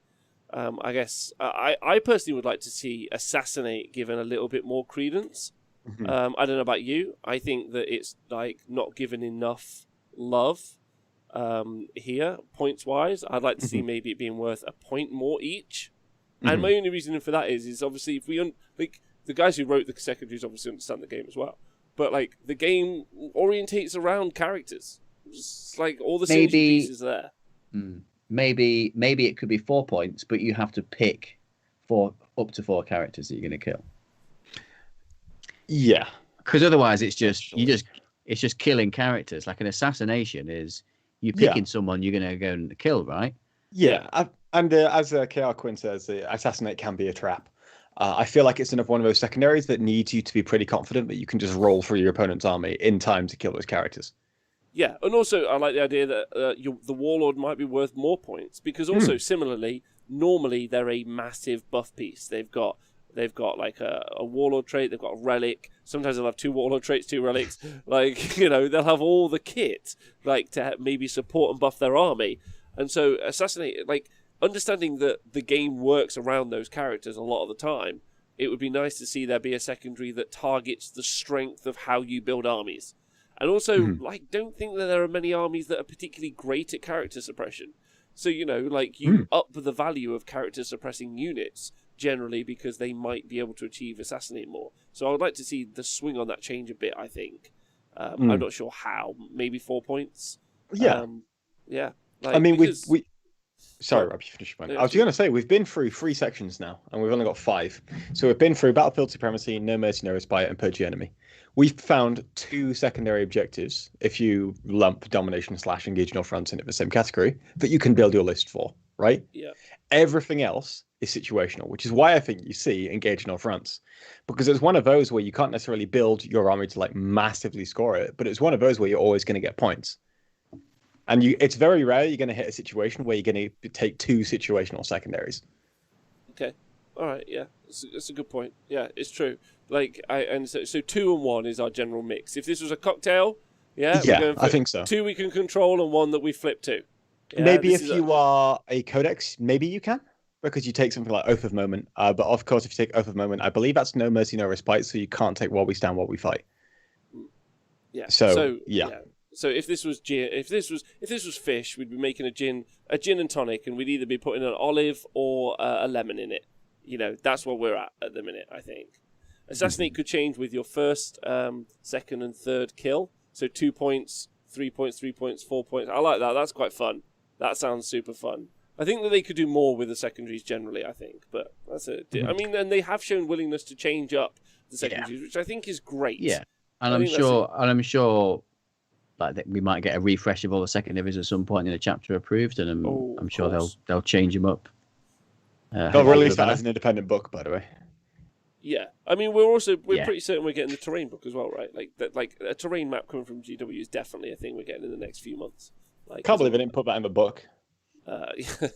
Well, they can't have WTC decide, can they? Otherwise, oh mate, I don't trust WTC to make good boards either at the minute. Holy shit, they hurt my eyes. Okay. Razor Wolf says we're kind of on the first draft for secondaries. We are. Obviously, don't forget we're beta testing 40k 9th before we alpha test 40k 10th. Yeah, we might not be official play testers, but we are play testers. We are playing the game. I get it, Nick. We're all play testers. We're all play testers. We live in a society. We're all play testers. Yeah. We live in a game. Yeah, we do. Go on, Tom. Talk us through the next secondary. All right. The next one is Shadow Operations. So this is one that is full of actions that you can do, Rob. Okay. The biggest disappointment section. This is the biggest disappointment section. It is the biggest disappointment section. I know. Yeah, I'll talk about that more. This is Raise the Banners High. Big fan because it's not Scramblers. Investigate sites, which I don't even know what it does. It's probably shit, and that's why I don't know what it does. Deploy Scramblers, which we've already been through heavily, and Teleport Homer, which baits Rob sometimes. And that's about it. So, I like Teleport Homer. Fuck you, buddy. Yeah, like Teleport Homer. That's fine. I like the objective. Yeah, what do you guys? We've talked about Scramblers enough. Raise the banners. Talk to us about pivoting, Nick, to raise the banners. Pivoting to raise the banners. Raise the banners is. I'm pretty sure everyone knows what raise the banners are. It's a really solid win more one because if you are smashing it, you're going to max this one out. But also, as long as you can cling on to 2 objectives, you get around 10 points. I can't remember exactly how much it is. But because it's another strong one because it combos well with the primaries. So this is another strength of it. Because you're going to have to be sitting on your primary objectives anyway. You may as well stick some banners up at the same time, get yourself some more points. So yeah, that's always good. Okay. All right, fair enough. Tom, you got any thoughts on that? Don't we have any more thoughts? No, not really. That was good. The less time we spend on Shadow Operations, the better, in my opinion. Well, can we talk? Nick, talk to me about. But it is kind of. But I do think it's kind of one you can build towards as well, in a way. Yeah, like, similar to how you can build towards Scramblers if you want. I think you can also build towards banners as well. Yeah, it's about the point that you made about taking like a thing that feels like your battalion, like it has a secondary user doing that. Yeah, and it's fine. I feel like Raise the Banners requires you to have pressure in the center, though, which also is built into building a list to help you achieve primaries. If you build a list that can help you achieve primaries by pushing center very, very hard and just not letting your opponent in, Raise the Banners is very, very good because realistically you've got it on at least 2 objectives. So that's going to be turn 2, 3, 4, 5, end of the game, so 10 points at least. And you've got to get on it quick with banners, I think. Yeah, you do. Or you need to go on loads late because you score at the end of the game too. You score at the end of the game too. So it's still useful, but yeah, it's one of those where it's safe points, but it's not necessarily as big a points as Scramblers necessarily. Although it can be bigger depending upon the matchup again. But you're gonna score a couple at least compared to Scramblers, which is 0. Yeah, binary 0 or 10. Yeah, exactly. Banners it could be max or like 2 or 3. Yeah. Also, exactly. Scramblers like I can see the point of why Raise the Banners feels more attractive because you're burying into the primary that you're already doing anyway, right? Like I vibe on that. I feel you. All right, what's the next one? I like Teleport Home. The last one, right? I like the Are either of you looking at the book right now? I am looking at it right now. It's gonna right. Nicholas, are you looking at it? I'm looking at my computer screen, not the book. Okay, that's not helpful. I was going to ask if any of you could remember what the last one was called, but as you're looking at your books, you can Pierce tell. the Veil, great band. Great. No, so the last one we've got is Warpcraft. Oh, Warpcraft. Warpcraft 3. Yeah, it's Warpcraft 3 indeed. It's the Shadow World of Sagas. Warpcraft. If this was Warpcraft, this would be the Warcraft remastered that they produced because I don't know how I feel about these. Have you seen any of these played? I think I've seen Mental Interrogation played once, and they scored it because I didn't. Wait, what's the one that you picked the center of the board? I think it's that's Psychic Ritual. I have played against Psychic Ritual, so I've played against Paul, who just showed up in the chat, I think. So he's asked Tom. I don't know if you can answer the question. Have you just arrived from saving someone at the beach? I've arrived from the bedroom because I'm not allowed to go anywhere else. So I've just come as quickly as possible. So that's fine. I've played that. Paul played Psychic Ritual against me with his Grey Knights, and he had a dude with a 3+ invuln in the middle of the table doing it. My army wasn't particularly built to deal with that particular dude, so he maxed it out on that occasion. Yeah, I played against Scott, who was running Psychic Ritual, and he got it because I didn't realize that you had to do it with the same psycho every time. Basically, I didn't think it'd be that shit, and that's why he got it. Yeah, and I don't think I've seen any of these since then. I think this entire tree is just dog, to be honest.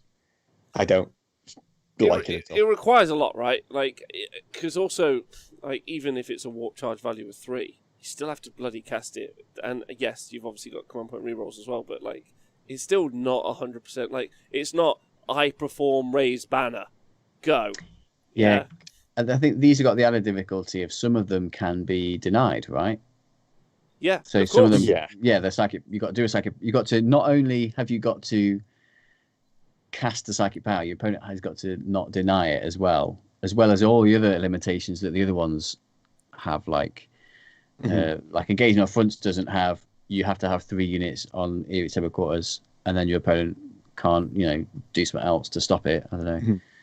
So there's a hard mode. Yeah, no, I'm with you. Hard mode, and also like let's talk about list building. Go back to that as well.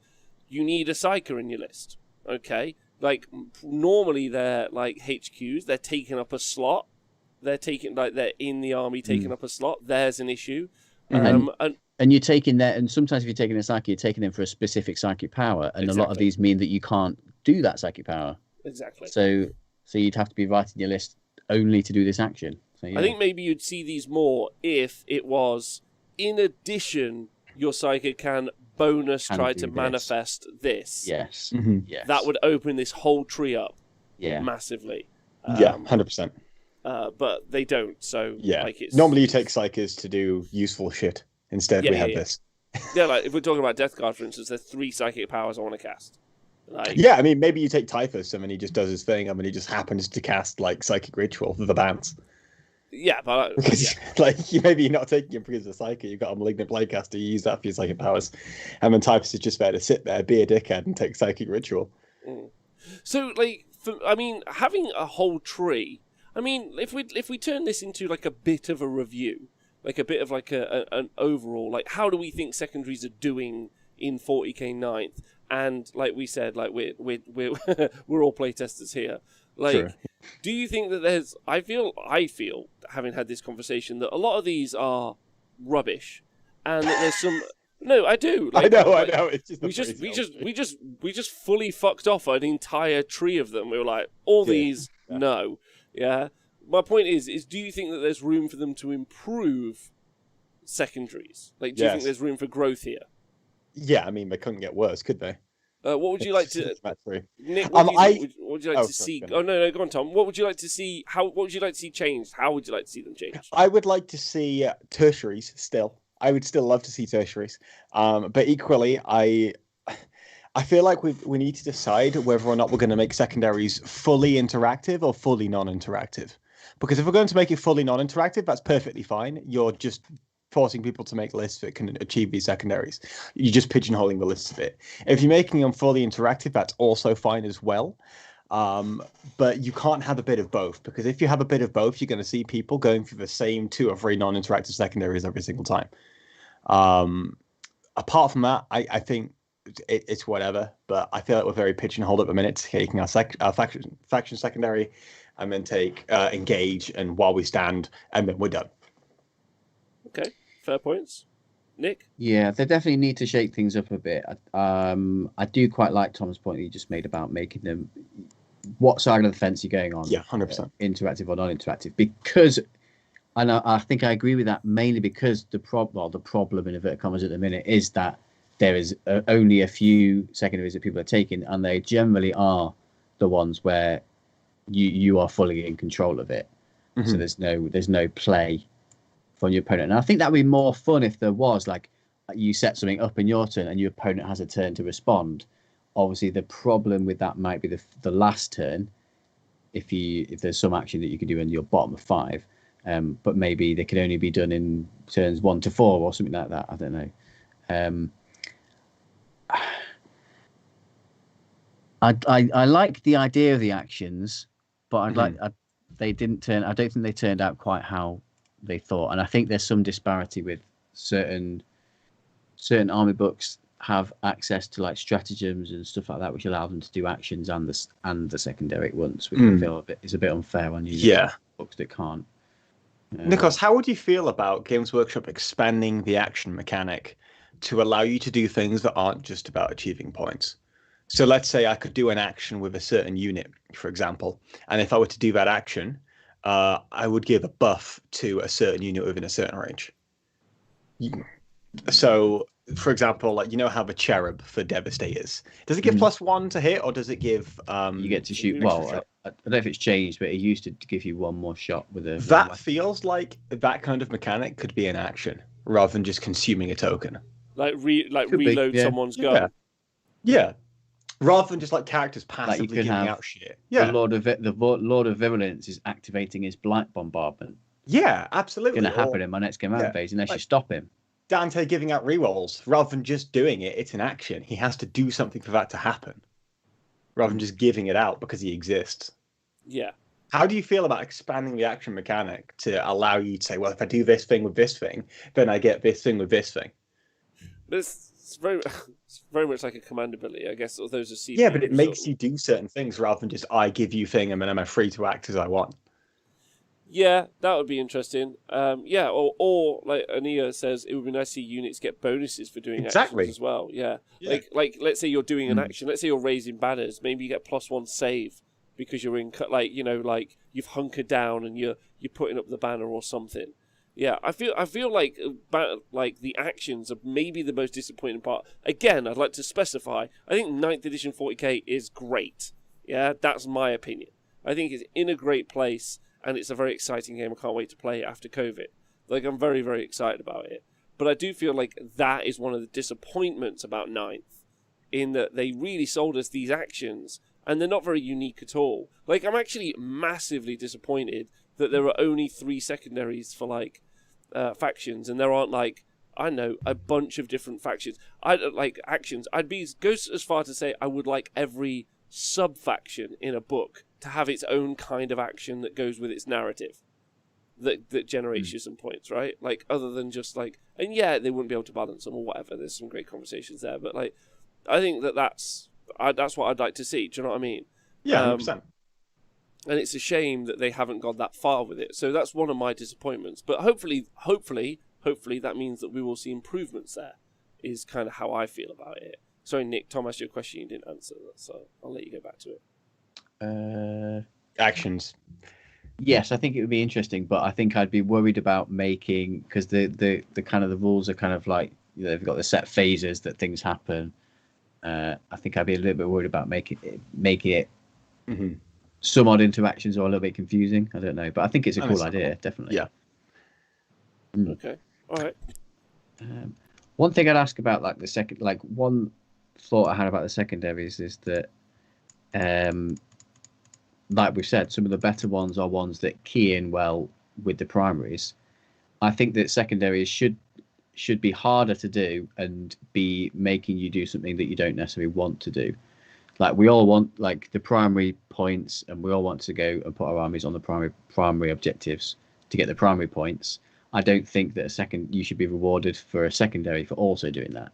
I think secondary should force you or encourage you to do other stuff different that isn't things related to the primary objectives. Like I like engaging on fronts because, engaging on fronts isn't perfect in that example because you can be scoring engaging on fronts and be on objectives, but it's kind of getting you to spread out over the board.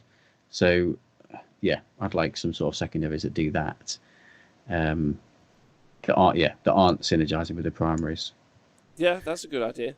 Honestly, it'll be like you could change an engagement on fronts to not be table quarters. It could be you've got to be within 12 inches of a corner of the table. Yeah, that'd be cool. Really hard. Yeah. It'd be really hard. Massive much harder.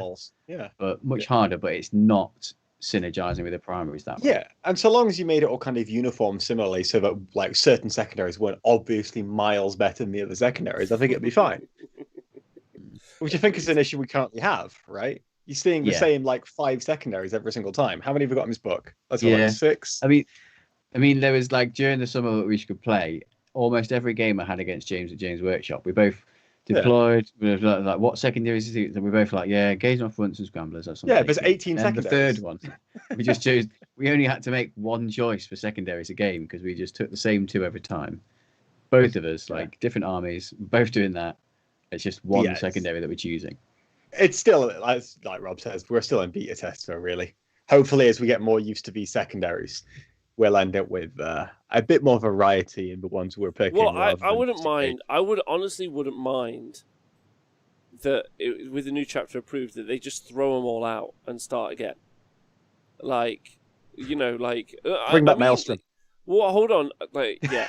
Like, my point is though, like, is that it's a great opportunity to change the shape of the game, changing no rules. Like, you can reshape the meta. So you could do a season so well by just changing changing secondaries. So you're like, the game is the core game.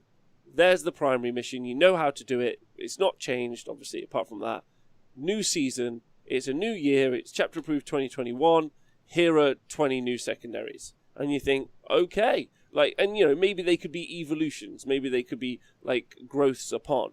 But they're a change up, right? And then you think, okay, that's like, it changes the shape of the meta with some nice game design for really only having to write 20 rules and think about them a little fucking bit. I think that would be really exciting if it would be a way for them to refresh their own game consistently without having to like redo everything all the time.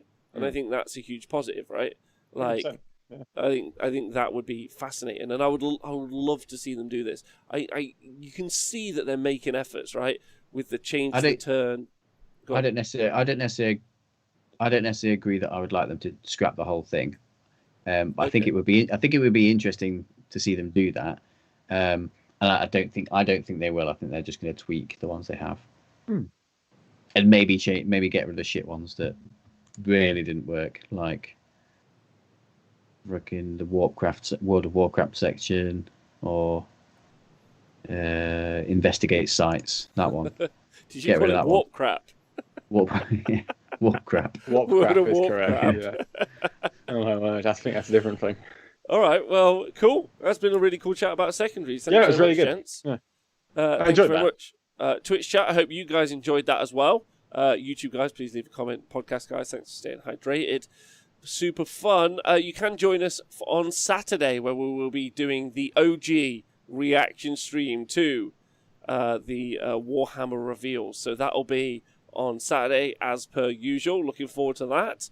It's going to be really, really fun. Big shout out, Mamdare. Hope you're well. So cool. Please do join us for that. Nick, you got any shout outs before we head out today? I want to give a shout out to Tom's hair because it's Beautiful. The best hair on the show. True. Out of anyone who's on the show. I have to sacrifice the ability to grow a beard to do it there. So I want to give a shout out to Owen, who I played yesterday. Really good game. Thank you, Owen. Okay. Also, Tom, we need to give a shout out to that guy who sent you a nice message on Facebook about the show. Oh yeah, I forgot. I'll go get it. 1 second. Yeah, Rob, you got any shout outs today?